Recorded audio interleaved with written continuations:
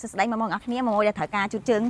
តកៅអាល្អអានេះសម្រាប់ដាក់មុខបន្ទប់ទឹកអីនិយាយទៅគឺស្អិតហ្មងនេះបាតវានេះបាតជ័រនេះបាតវានេះគឺបាតជ័រក្រាញ់ចេះពេលដែលយើងដាក់ទៅវាខំជាប់នៅនឹងអត់យើងហ្មងអត់មានថាត្រូវទឹកទៅវាល្អទេណាហើយអាខាងលើនេះគឺប្រភេទជាតកៅគេវែងក្រាស់នេះពេលដែលយើងដាក់ទៅនេះមិនមែនអាតកៅឃើញកញ្ចៅទេណាអានេះវាវែងក្រាស់អញ្ចឹងពេលដែលយើងចេញពីបន្ទប់ទឹកមកជើងយើងសើមជើងយើងមានទឹកអញ្ចឹងគ្រាន់តែជន់មកគឺអាតកៅហ្នឹងគឺវាបើទឹកហ្នឹងចេញមកចេញពីជើងយើងអស់គឺនិយាយទៅគ្រាន់តែជន់ស្ងួតហ្មងមិនបាច់ជូតក៏បានគ្រាន់តែជន់ពីលើហ្នឹងគឺវាស្ងួតយកហ្មងអានេះຂະຫນាតវាຂະຫນាត50អានេះវាគេហៅ58ប៉ុន្តែបើយើងវាស់ទៅវារៀងស្ទើរតិចបាន75តែຂະຫນាតគេហៅຂະຫນាត58 5ទឹកគុណនឹង8ទឹកអញ្ចឹងបើសិនជាម៉ួយត្រូវការជូតជើងដែលល្អដែលទន់ដែលជក់ទឹកហើយអត់មានហុយទេអត់មានហុយធ្វើឲ្យយើងខូចសុខភាពធ្វើឲ្យក្នុងបន្ទប់យើងមានអាកតិចធូលីទូចអីអត់មានទេអញ្ចឹងបើសិនជាម៉ួយត្រូវការអាល្អនេះអាហ្នឹងអាចតំណងមកខាងហាងបាននេះហើយវាមានច្រើនពណ៌ទៀតមកសារហ្នឹងណានេះពណ៌ស្វាយពណ៌វាស្រកជូតស្អាតស្រស់មកហ្មង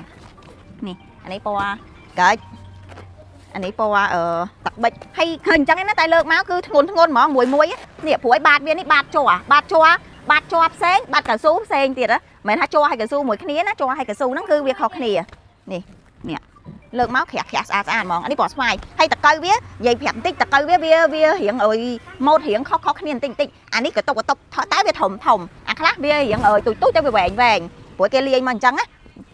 នេះឃើញទេនេះពណ៌ឈាមជ្រូកអានេះពណ៌ផ្កាឈូកអានេះពណ៌ក្រហមនេះពណ៌វាមកស្អាតហ្មងអញ្ចឹងបើសិនជាម៉ួយត្រូវការជូតជើងដង្កូវសាច់ល្អអាចតំណងមកខាងហាងបាននេះពណ៌ប្រផេះអានេះក៏ពណ៌ប្រផេះដែរនេះ